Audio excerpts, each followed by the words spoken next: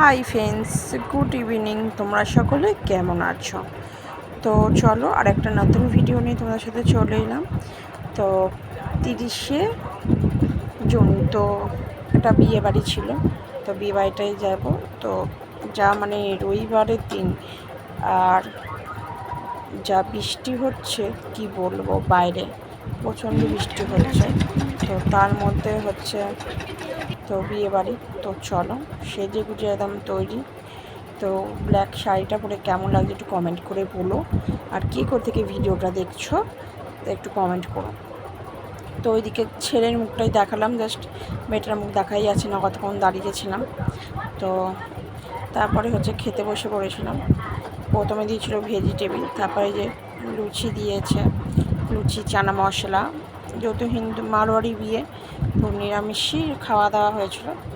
খাওয়া দাওয়াটাও ভালো, মানে রান্নাটাও খুব ভালোই হয়েছিল। তারপরে দিয়েছিল আলুর দম দিয়েছিল।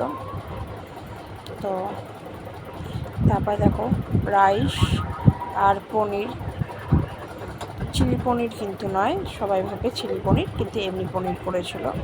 তারপরে যে চাটনি, পাঁপড় দিয়েছে।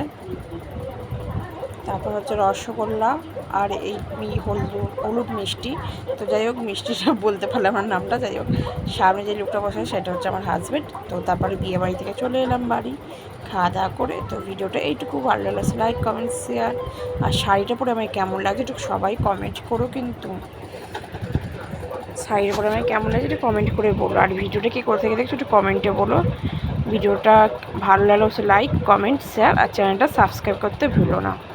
টাটা, বাই বাই, সবাইকে গুড নাইট।